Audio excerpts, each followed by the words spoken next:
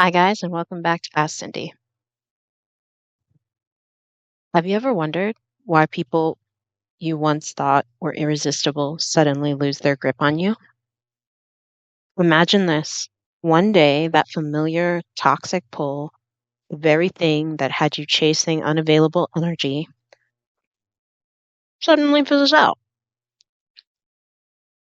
Instead, you feel an unexpected calm, even a spark of excitement, or something entirely different.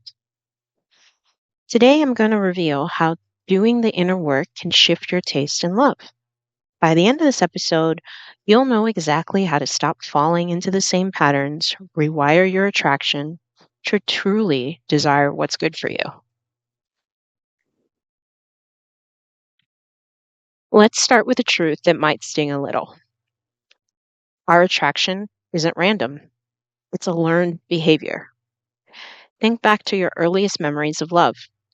Perhaps love was unpredictable, full of highs and lows, or even conditional on earning someone's approval. Over time, your brain began to associate the chaos with what love should feel like. Consider, let's call her Olivia, someone I worked with who, despite her best intentions, found herself repeatedly drawn to partners who were emotionally unavailable. Every relationship began with a whirlwind of intensity and ended in a roller coaster of uncertainty. Olivia wasn't weak. Her nervous system was simply wired to seek out what was familiar, even if it hurt. Does that sound familiar? If you've ever felt that inexplicable pull towards someone who leaves you hanging, mm, you're not alone. Now, here's something most people don't know, and it might be a game changer for you. Like Neville Goddard says, the power of awareness is everything, right? So let's teach you guys something new. It's called the extinction burst. When you decide to break an old attraction pattern, your brain reacts like a gambler pulling away from a slot machine. Even though you consciously know that chasing toxic energy is harmful, your brain sends out one last desperate surge of craving, a sort of emotional withdrawal, akin to having a sugar addiction or heroin addiction or what have you. Addiction's addiction. Imagine stepping off a roller coaster you've ridden 100 times only to have your body scream for that adrenaline rush. That surge is your brain's attempt to keep you locked into a damaging cycle. But here's the good news. If you learn to ride it out, that burst without giving in, your brain can eventually let go of the addiction. Stick with me because later I'm going to share exactly how to overcome that extinction burst and rewire your attraction permanently. So, breaking free isn't about raw willpower alone. It's about systematically reprogramming your inner love script. Here's a 3-step roadmap you can start using right now.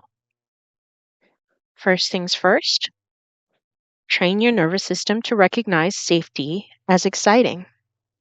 Surround yourself with stability.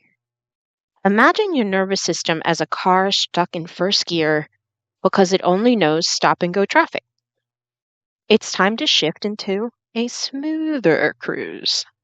Start spending time with people who are consistently kind, reliable, and emotionally safe, even if at first the calm feels boring compared to the thrill of the chaos. Again, you need to work with your brain when you are rewiring your mind. And if you understand about how your brain goes into withdrawal when things aren't familiar, you want to gradually sneak up on your brain's defense systems by doing consistent, small, tiny little steps that will make a difference in the long run. But you start with the little steps. Next one, embrace small doses of predictability. Again, engage with friends or partners who keep their word. Over time, your brain will begin to associate reliability with genuine connection. It might be subtle at first, but trust me, these tiny little things add up. Train your brain one step at a time. It won't resist you if it doesn't realize what you're doing. So you work with your defense system instead of against it. The worst thing you can do is get in a tug of war with your willpower. It's like, how can I put this? Imagine imagine pulling on a rope, playing a game of tug and war, but the more you pull, the more it pulls you back, right? So it's this constant, never-ending struggle. You don't want to do this with your brain. You want to work with it, not against it. All right, step 2. Break the addiction cycle with a detox window. All right. Just like any other detox, when you want to stop drinking, when you want to stop taking drugs, anything like this, you want to quit sugar, you have to give yourself a little window in which you don't do this kind of thing, right? So this is the same idea. Set a 30-day no contact period. If you're caught in a loop of reaching out to someone who drains you, who ignores you, who isn't paying attention, you got to commit to that 30-day detox window. No texts, no social media, absolutely no stalking, nothing. This resets your brain, the space it needs to unlearn its old addictive pattern. Again, where you place your energy, that's what gets the most power. And if you stop feeding the need, it starts focusing elsewhere. Practice urge surfing. When the craving hits, when the extinction burst feels overwhelming, set a timer for 15 minutes and distract yourself with a different activity. It can be anything. Go for a brisk walk, listen to an empowering song, simply take a few deep breaths. Often the urge will pass if you don't feed it. Do whatever you can to distract. Maybe you'll be in the best shape of your life because you decide to work out every single time you feel it. It doesn't matter what you decide to do. Do something, but work with the resistance, not against it. Next, upgrade your internal love script. There's nothing better than the power of your own self awareness. I cannot stress this enough. If you understand yourself, you understand the entire universe every single time it's reflected. So, this is key to rewiring the unconscious scripts that have us running on autopilot. You see, we inherit patterns. We do things despite what we think they're not of our own accord because we're following a script, that which is familiar on autopilot, and we think we are free, but we're not. And if you want real freedom, then awareness is key. You must know everything about yourself. And you must be willing to look back into your childhood, and you must be willing to look at those patterns and decide to change them if you want an upgrade. Not everybody was fortunate enough to have a healthy upbringing. And if they didn't, or they grew up witnessing love that wasn't fulfilling, then they're destined to do the same unless they become aware of the patterns. So rewriting your love blueprint is essential for this new step, this empowered new self-concept. Deep down, we all carry a narrative about what love should feel like. If you always equated love with emotional turmoil, it is time to rewrite that. Even if you write down affirmations such as, I deserve a love that's steady, nurturing, and joyful, and read that every day, it will help. But take steps to rewrite what you know. I believe firmly that if you write it down, you create it. It's law. If you say it in a mirror, you're basically giving the universe a command on your behalf. Take advantage of the tools.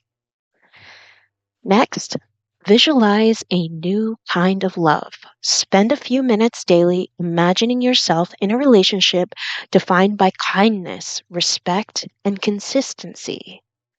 Picture yourself laughing, feeling secure, and thriving.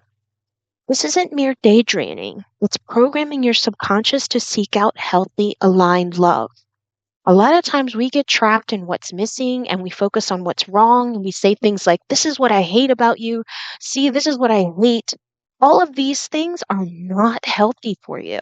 In fact, it's part of a toxic, bitter pattern, a pattern that needs to change, a pattern of frustration, a pattern of stuck energy that is feeding the things you don't want rather than admiring the things that you do.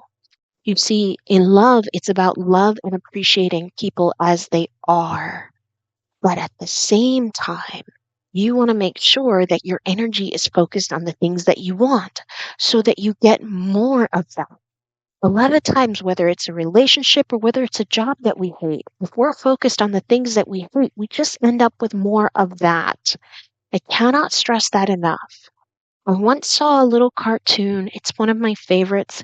It's a heart and a brain. And the heart is looking at everything that's good and loves everything around it. It's like, just look here, look here, look here, look here. And it's looking. And the brain is zeroed in on the one thing that's wrong, despite being surrounded by 20 million things that are right. And unfortunately, that decides what we see if we're not self aware enough to catch it. So spend time focusing on what you want, what you love: laughter, joy, connection, romance, safety, not hot and cold behavior, date nights, security, reading together, an intimacy beyond sex. Whatever it is, focus on these things and you'll get more of it. I promise. All right. When you are willing to implement these steps, something extraordinary is going to happen. The qualities that once made toxic energy feel irresistible starts to lose its power over you. You begin to notice a few things. For example, the adrenaline of chasing someone emotionally distant fades away. Push-pull dynamic, it no longer excites you. You naturally gravitate towards people who are consistently available and supportive because you've reprogrammed your mind. Your mind is responsible for 95% of your actions, whether you're aware of them or not. You might as well reprogram the program that's running your life. To me, that's actual freedom. A lot of people don't understand that. They run on autopilot and they desire freedom more than anything, and yet they don't do anything to change the way that their mind works. Hence, they're trapped in a prison of their own making. You have the power to change the patterns that you are addicted to. You have the power to change your love life. You have the power to change anything in your life. But it really depends on how you systematically train your brain. You see, Einstein once said that we live in a world that's backwards. I'm summarizing, but basically, we live in a world where the servant is the master. Our subconscious is supposed to be our servant, and yet our subconscious runs our lives 95% of the time. That's why the world appears so backwards to people. But if you control your mind, you have it all. And by control, I don't mean it in the sense that you have this maniacal sense of the world. I mean that you have dominion over your world because you have made your subconscious the servant it was always meant to be. But in order to do that, you have to know yourself. You have to know yourself. You have to study yourself. You have to study the stories that turned you into who you are. And if you don't like anything about them, then you can change them. But first, you have to become aware of them. I promise you that this shift will prove to you that the inner work you're doing isn't just theoretical. It transforms your entire experience of relationships and makes you a magnet for healthy love.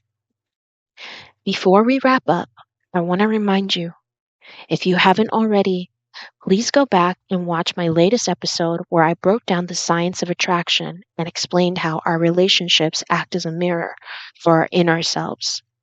That episode lays the foundation for everything we talked about today. Understanding how attraction reflects our inner world is key to recognizing and rewiring those patterns.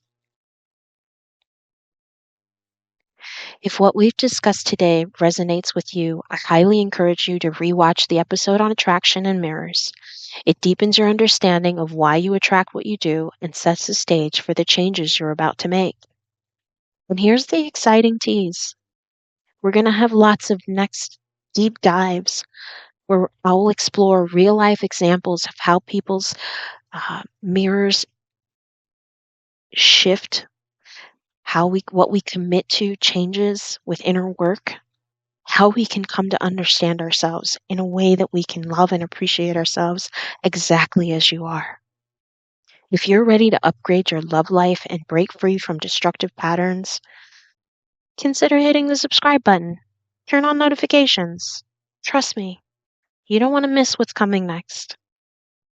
Now, remember, true love shouldn't feel like a battle or an addiction. It's a natural state that blossoms when you nurture yourself from the inside out. You deserve a love that fuels you, not one that drains you. Let's rewire our attraction together and step into the love we're meant to experience.